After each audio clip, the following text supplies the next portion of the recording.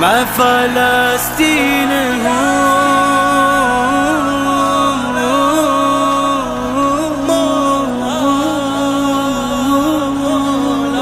میں فلسطین ہوں.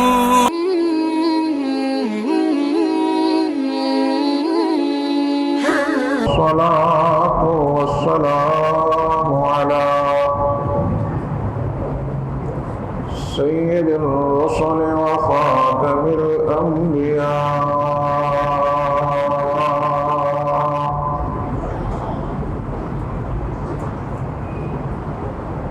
وعلى آله وأصحابه الأتقياء.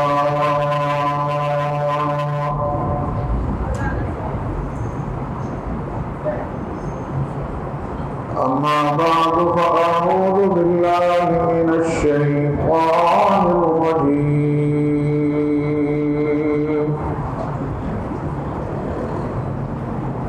بسم الله الرحمن الرحيم.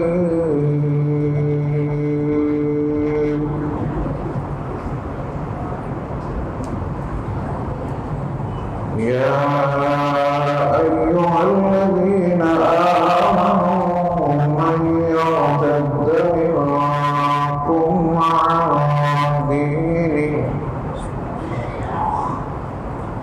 فسوف يأتي الله به قوما يحبهم ويحبونه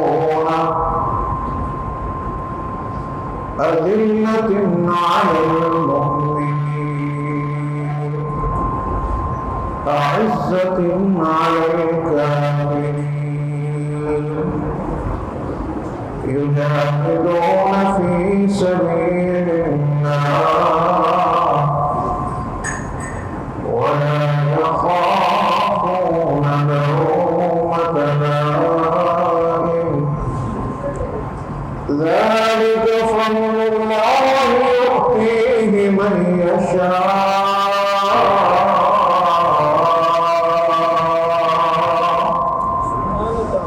والله واسع عليم.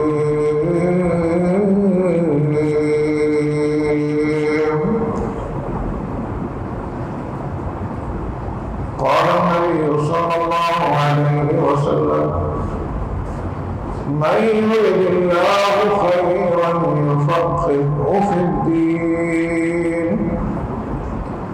صدق الله العظيم وصدق رسوله النبي الكريم ونحن على ذلك من الشاهدين والشاكرين والحمد لله رب العالمين.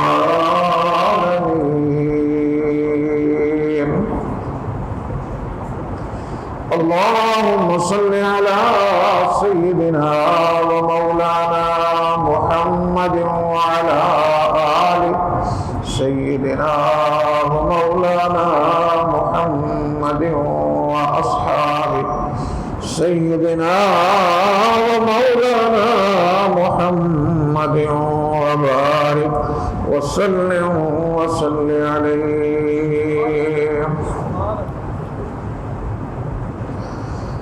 یہی عرض کرنے کو جی چاہتا ہے، یہی عرض کرنے کو جی چاہتا ہے، مدینے میں مرنے کو جی چاہتا ہے. یہ کس جان جانا کا فیض نظر ہے کہ جی سے گزرنے کا جی چاہتا ہے. بگڑنے ہی میں یہ عمر گزری ہے ساری، بگڑنے ہی میں یہ عمر گزری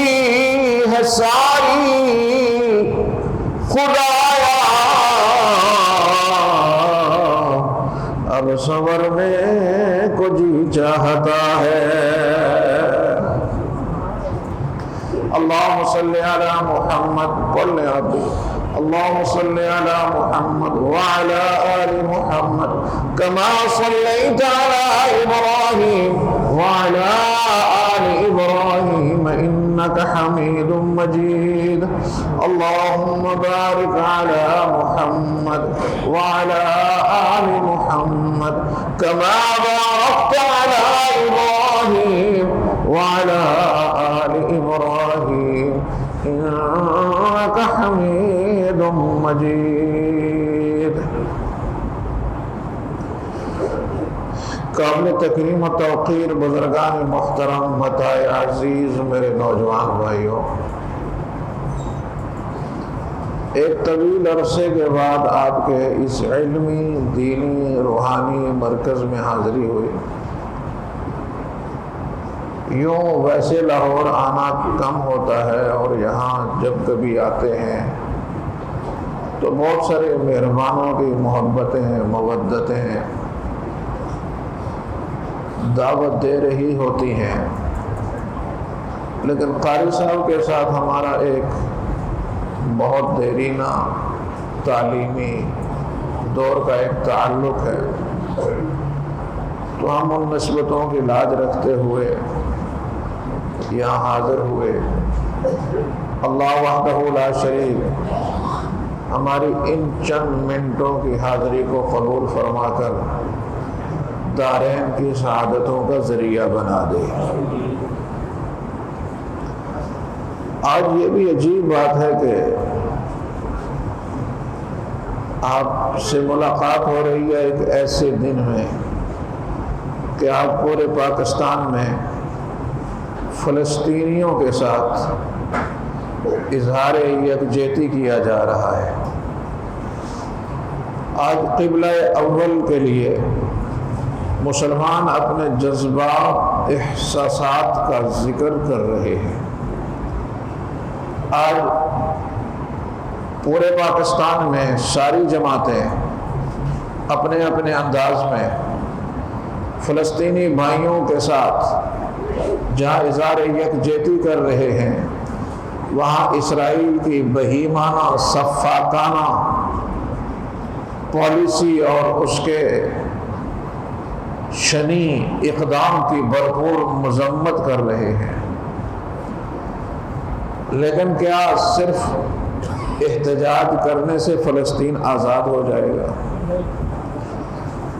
صرف جلسہ اور جلوس کرنے سے فلسطین آزاد ہو جائے گا؟ آج یہ کیا وجہ ہے کہ دنیا بھر کے اندر مسلمان ذلت کی زندگی بسر کر رہے ہیں؟ رحمت دو عالم صلی اللہ علیہ وسلم کا ارشاد گرامی ہے کہ ایک وقت ہوگا کہ تم دسترخوان کی طرح ہوگے، جس طرح دسترخوان پہ کھانے لگے ہوتے ہیں اس طرح ہوگا، جو چاہے گا وہاں سے کھانا اٹھائے گا، کھائے گا۔ تو پوچھا گیا کہ اللہ کے محبوب ہم اتنے کم ہوں گے؟ فرمایا نہیں، عدد کے اعتبار سے بہت ہوں گے، عدد کے اعتبار سے بہت ہوں گے، لیکن تمہاری حیثیت اور ویلیو کچھ نہیں ہوگی۔ کیوں اللہ کے محبوب؟ فرمایا تمہارے اندر وہن پیدا ہو جائے گا۔ پوچھا معلوم بہنو یا رسول اللہ، یہ وہن کیا بلا ہے، کیا چیز ہے یہ؟ فرمایا اللہ کے محبوب نے دو چیزیں میری امت میں پیدا ہو جائیں گی، حب المال، پہلی بیماری حب المال، اور دوسری بیماری کراہیت الموت، مال کی محبت، موت کا ڈر۔ یہ میری امت میں آ جائے گا، اور جب یہ میری امت میں آ جائے گا تو دشمن اس پر غالب آ جائے گا، دشمن اس پر غالب آ جائے گا۔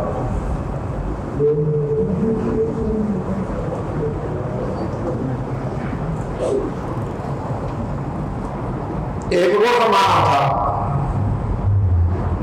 کہ کسریٰ کے دربار میں مسلمانوں کا نمائندہ پہنچا تو اس نے پوچھا آپ کیوں آئے ہو یہاں پہ؟ آپ عربی ہو، ہم فارسی ہیں، کیوں آئے ہو؟ کہا ہم اس لیے آئے ہیں کہ ہم لوگوں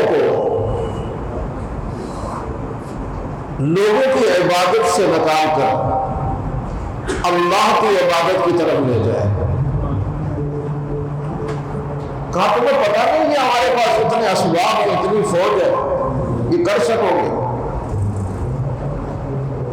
اس نے ایک جملہ کہا، اس نے کہا یہ جو تمہاری میز پہ شراب پڑی ہوئی ہے نا، جتنی تمہیں یہ عزیز ہے، رب کعبہ کی قسم ہے ہمیں موت اس سے بھی زیادہ عزیز ہے، اللہ کے راستے میں کٹ مرنا اس سے بھی زیادہ عزیز ہے۔ تو کہا اس ایک جملے نے اس کی 50% انرجی ختم کر دی۔ یہ تو مرنے کے لیے آئے ہوئے لوگ اور آج بالکل اس کے متضاد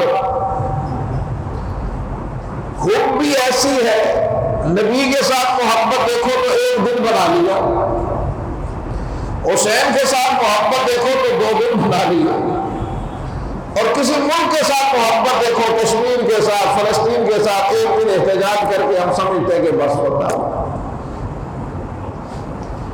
اور اب ایک ذہن بن رہا ہے،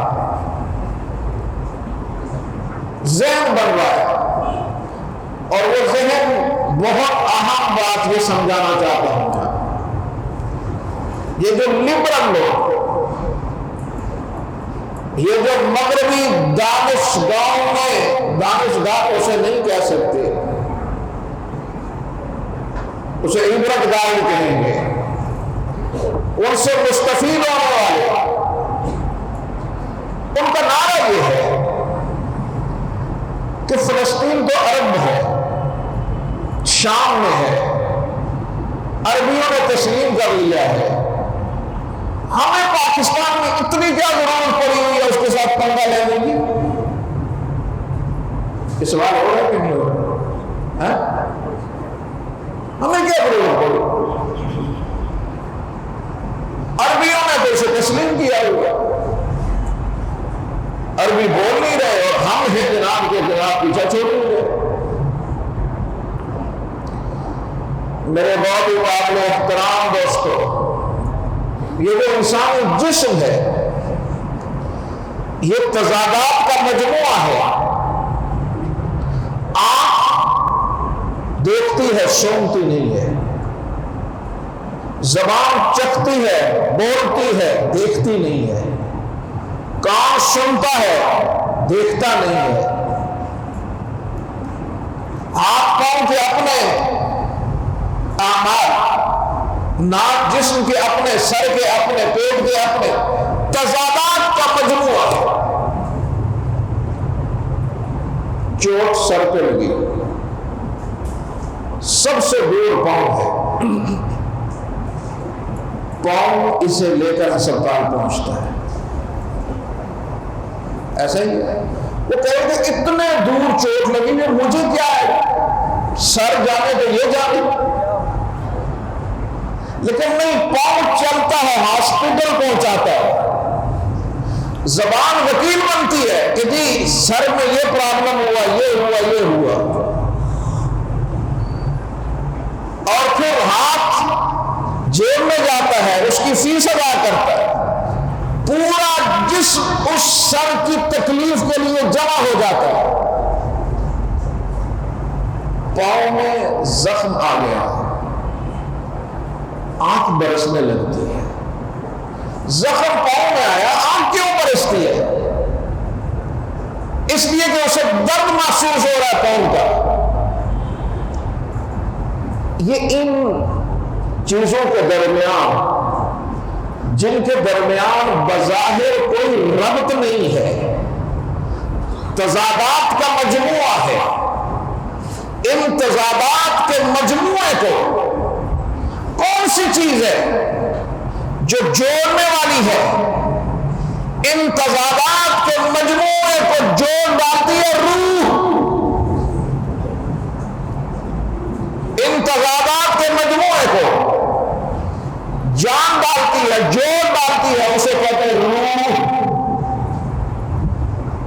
اور جب یہ روح نکل جاتی ہے، سر موجود ہے، پاؤں موجود ہے، آنکھ موجود ہے، ایک ہاتھ کو کیڑا کاٹ رہا ہے، دوسرا ہاتھ کچھ نہیں رہا، پاؤں کو سانپ کاٹے، آنکھ زبان بول نہیں رہی، پڑا ہوا ہے بندہ، کیوں؟ روح نہیں ہے۔ بات سمجھ میں آئی ہے؟ روح نہیں ہے۔ اب نہ ہاتھ کو احساس ہے پاؤں کو، نہ سر کو احساس ہے جسم کا، نہ آنکھ کو احساس ہے درد کا، کیوں؟ بے روح ہے۔ اسی طرح انسانی معاشرہ، اسلامی سوسائٹی، یہ بھی جسد واحد کی طرح ہے، جسد واحد کی طرح ہے۔ اللہ کے محبوب نے فرمایا کہ میری امت جسد واحد کی طرح ہے، اگر ایک عضو کو تکلیف ہوگی پورا جسم درد کرے گا، پورے جسم میں تکلیف ہوگی۔ اور اگر ایسا نہیں ہے تو اس کا مطلب پھر کیا ہوگا کہ اس امت سے روح نکل گئی ہے۔